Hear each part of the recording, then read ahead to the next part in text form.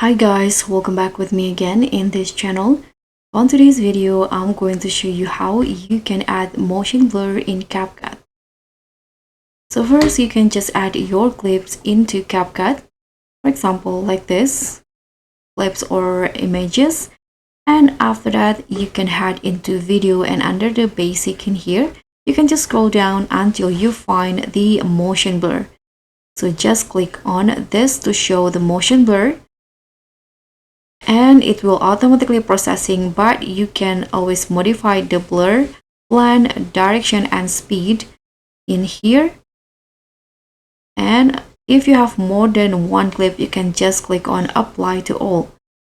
So after that, the motion blur will be applied to your clips. You can just wait until the process is done.